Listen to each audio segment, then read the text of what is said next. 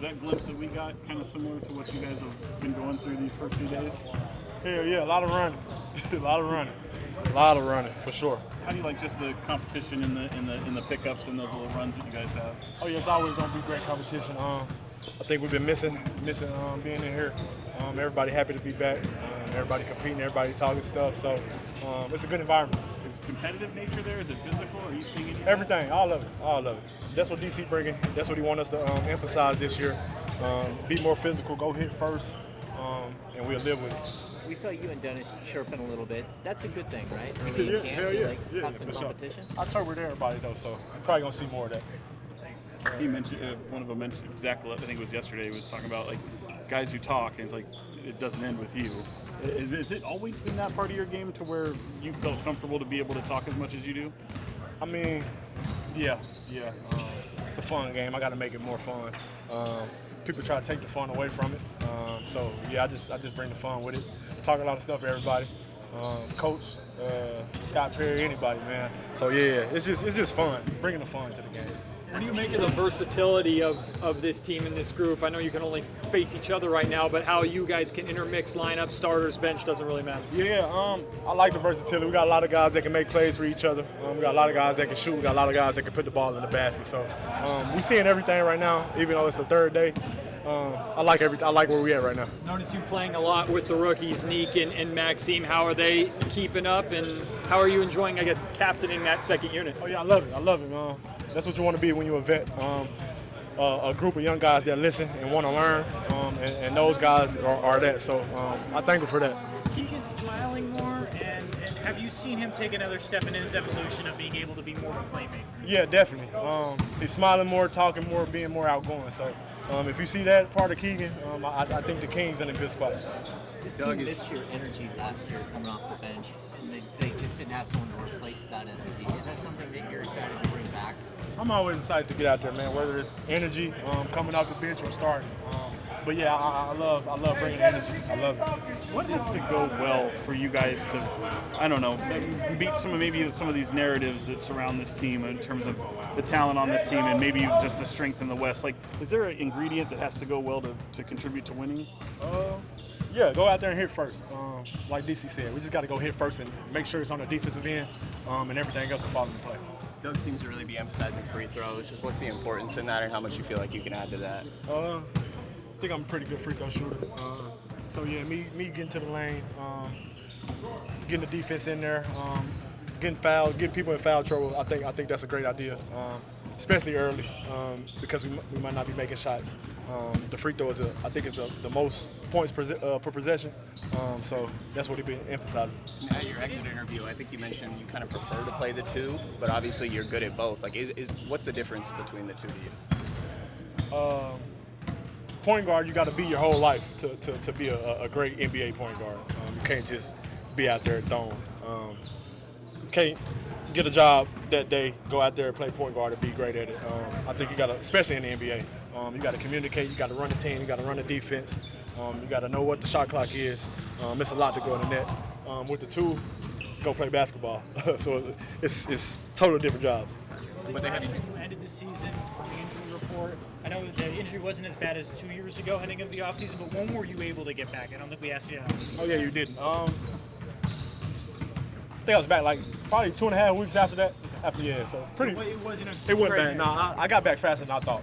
Yeah. Is there anything with this team or with this group that you think is going to surprise people, even as soon as Toronto next week? How fast we are. Yeah. How much we get out.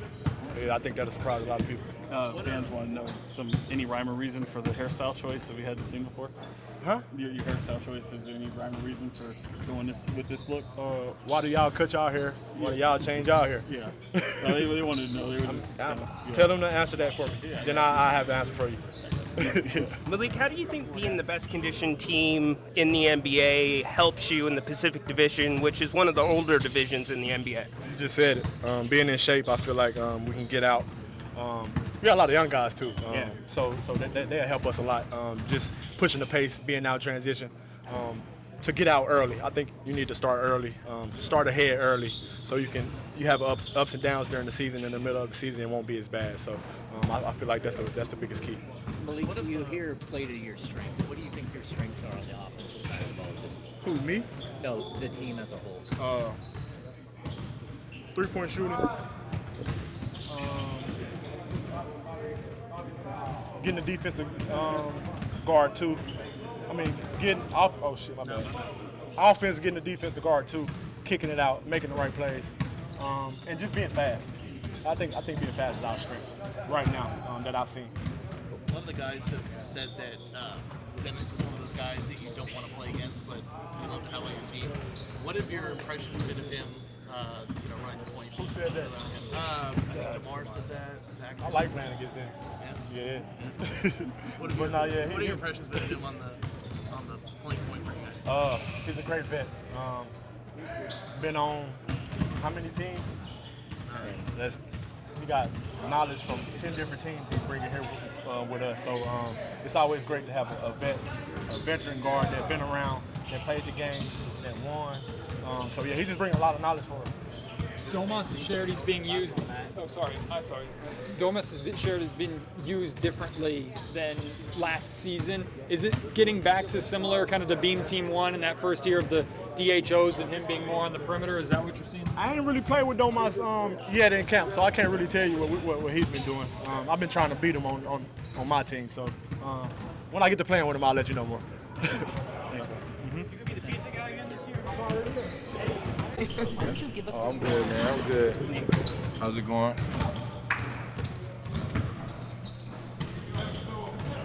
That was the first 5-on-5 that we've gotten a glimpse of. Does that also add to the kind of the welcome to the NBA moment of playing against that level and knowing you can hang? Yeah, man. We just competing, man. We competing. We got our butt whooped a little bit today, so learning experience, but it was a lot of fun.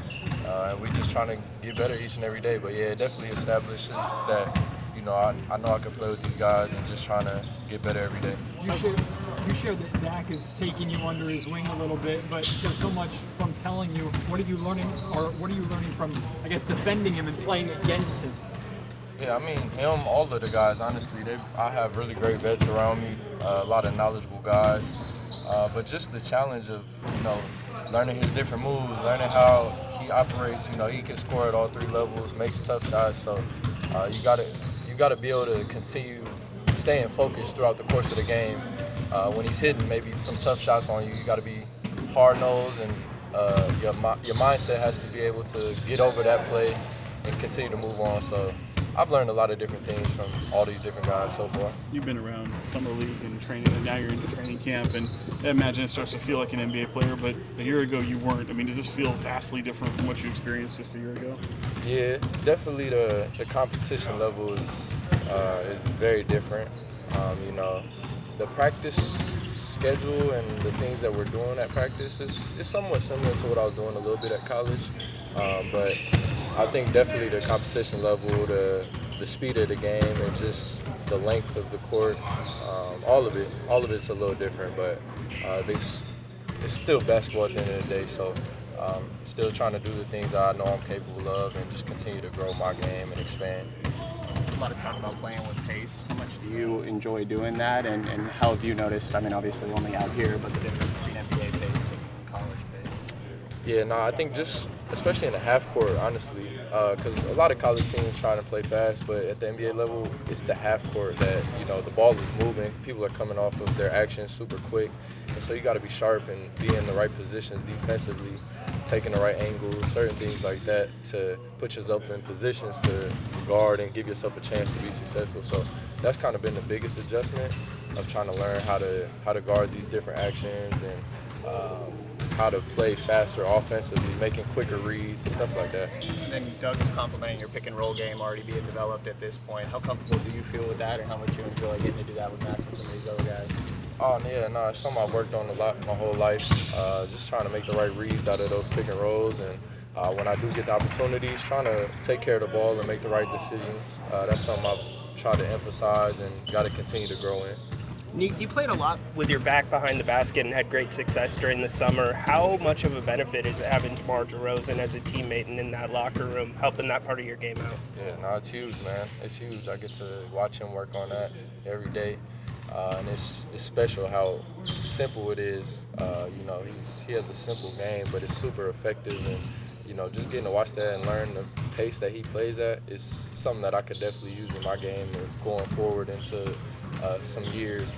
But that's definitely a guy I get to learn a lot from. Less than a week away from the first preseason game. I mean, how much does that in your mind? How much are you kind of looking forward to that moment? Oh yeah, that's like I said before, this is what we're working for. It's that first game. We start on the 8th.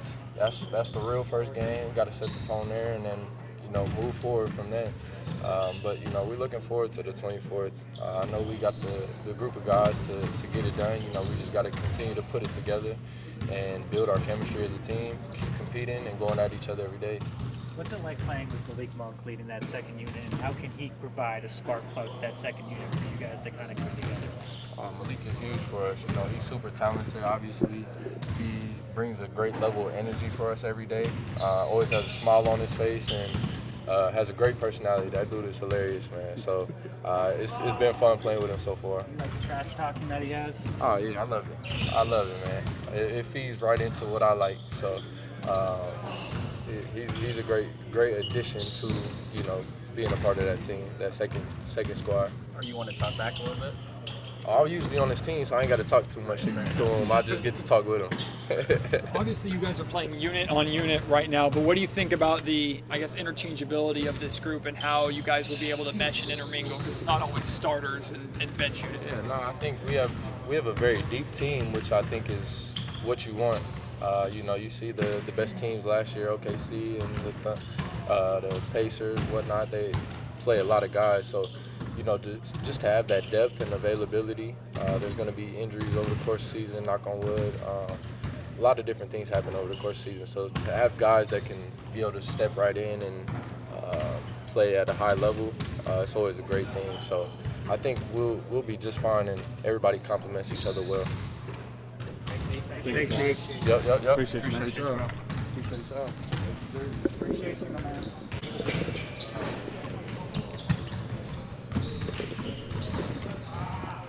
Doug, lively practice out here. Is this what you're looking for? These guys to kind of get chippy with each other, to go at each other? Yeah, I mean, what we got to understand is if we're not willing to push each other and do that to each other, what makes you think you're going to be willing to do that to the opponent who you don't know? And, like that iron sharpens iron, man. That we out here, we're not trying to play buddy ball with each other. We need to get after each other and make each other better. There's a coach in you, and then there's a fan in you as well, just being a basketball head. Is there a competition that you your eye kind of wanders to see how they compete and how they go? Yeah, the black versus the gray. It's beautiful. Yeah, you talking about individuals? For sure. Come on, cut it out, man. Yeah. Cut it out. I mean, okay, who do you see maybe the most competitive spirit from? Dennis is highly edgy and competitive. Malik is. He's talking, playing, but there's a lot of guys. I mean, the spirit of what we're doing is about competition. There's not really any drills or anything that we're doing out here that isn't speaking to that. So, because, that's something that you have to work on too, because, in today's basketball, we do a lot of drills where it's individuals with cones and different things. So when you come in here, we want the spirit to be competitive so we know what we're getting ourselves into and understand that this is what we're bringing wherever we go. Were you happy with what you saw in the 5-on-5 with the specifically like learning how to play, not learning how to run plays, the read and react? Were you happy with what you saw? Yeah, I mean, there's a lot of sloppiness right now, but that comes from, the legs are tired. The first thing to go after your legs is your mind. And all of a sudden we want them to be executing and locked in.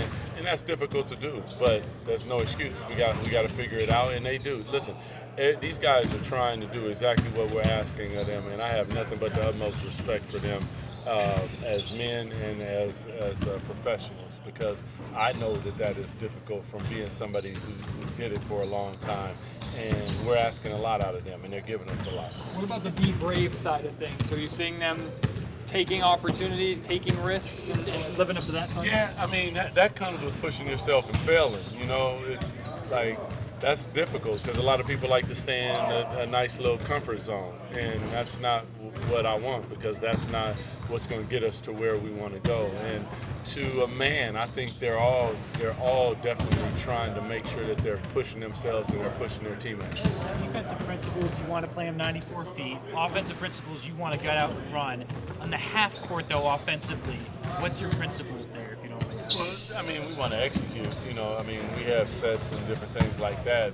You know, half court is about execution, and if you want to be a really good team in the league, you know, in the regular season you run really fast, and in the postseason you got to execute. So we understand that, and that'll come. I mean, right now we're working on the principles of playing fast. We want to play fast, and then we'll get to the point where, you know, there's execution, and we need to make sure we're focused. We're working on that now, yeah, but that's not our primary focus at this moment. So you're inserting that now and then working on it later, would you say? Is that fair to say? I think that's what I said. Yeah. He's from New York. I see. Coach, this has been a very vocal camp through 3 days. How hard is that to maintain throughout an 82-game season? I mean, it's a staple of what we want. So whether it's hard or not is not an excuse. It's what we need to do. Like, one of the key tenets of being a good defensive team is communicate, and early communicate, and continuous communication. Like, those are things that we have to do. So whether it's hard or not, you know, it doesn't really matter. We got to do it. Emphasizing free throws a lot. How much does that have to do with wanting to play with pace and that defensive orientation? Well, you know, we want to get to the free throw line. I think, you know, we got guys who know how to draw fouls. We want to get downhill. We want to make sure they're putting pressure on the rim. But then also another thing the free throws do is they allow you to set your defense. So the more times that we can set our defense, the better position that we put ourselves in, and we're not in transition. And we want to be a good transition defensive team, but if you're at the free throw line, it also allows you to get set and pick up 94 feet. So there's a lot of things there, but one thing that I do know about free throws is you can get back in the game, but you can also kill a game at the same time. So we need to figure out a way to knock them down. And to their credit, you know, they're shooting those while they're tired, and that's what they're supposed to do, and lock in and make them. Talking about Keegan hunting shots, how much does that include him getting to the free throw line more there? Yeah, I mean, the weird thing is it's like a yin-yang thing. Like, if he hunts the shots, the guys are running at him because he shoots really well. Well, if they're running at him, then he gets downhill. Well, if he gets downhill, he's getting on the rim. Well, if he's getting on the rim, they're stopping him and they're fouling him. So there's a give and a take to that. So one thing helps the other thing. He just has to keep on working on it, and he is. So I'm excited what I see from Keegan. Doug, you always hear play to your strengths. What do you think your strengths are on this team on the offensive side of the ball? You know, obviously you have a big man that does a lot of different things. We have 40% shooters. In Keegan, Malik can shoot the ball at the high clip. Keon shoots the ball at a high clip. You got Zach LaVine. We got scorers at the same time. We got a closer in DeMar. Like, there are different areas to play into. Now it's about learning how to play without the dribble as much and making sure that the ball is hopping around. So, you know, strength-wise, obviously Domas is a big piece of that, because at the center position, his ability to do so many different things plays into that. And now we have a point guard. So when you have a legitimate point guard that understands how to run a team, how to dictate the pace, how to advance the ball, how to get the ball into the right people's hands, like that is a big strength of ours, and we want to play through Dennis and allow him to use his creativity. What have been your initial impressions of Nique and Maxime, how they kind of fit into the group? I know it's only 3 days in camp, but what have your initial impressions been? I think that they were fantastic draft picks. I think Max has a huge upside, an incredible skill set. I think he'll get out on the court and he's going to earn his stripes and earn his minutes. You know, there's a lot of difference, obviously, between college and the NBA, and you have to learn that. And the only way to do it, you do a little bit in training camp, but the only way to learn is when you're playing against people who don't really like you. So for Nique, I'm always impressed with him because there's so many different ways for him to contribute to the game and get himself into the game. He can score the ball, he can shoot the three ball, he can shoot mid-range, he can put the ball on the deck. His reads in the passing game when he's coming off pick and rolls, I think, are way more advanced than we would have probably even anticipated watching him out here with the reads and the roll and the low man and the help. So there's a lot of ways that he can affect the game, and defensively he's solid as well. Has anything stood out to you about the off-the-court work, whether it's the work your staff is putting in the weight room, anything like that? I think our staff across the board, from medical to strength and conditioning, all of our assistant coaches, like they're putting them in positions that help them to read the game. And reading is where you learn how to play. Like, we can run a play, but then if you don't know how to read, if you are open or not open, or if the guy went under, or do I reject in this particular instance, and they work on all that, how to play versus reds, how to play versus drops. Those things are important because we don't want to try to figure that out on the stage. We want to figure out in practice, so when we hit the stage, it's second nature. Thanks, guys. Appreciate you guys. Thank you. What's that? 49.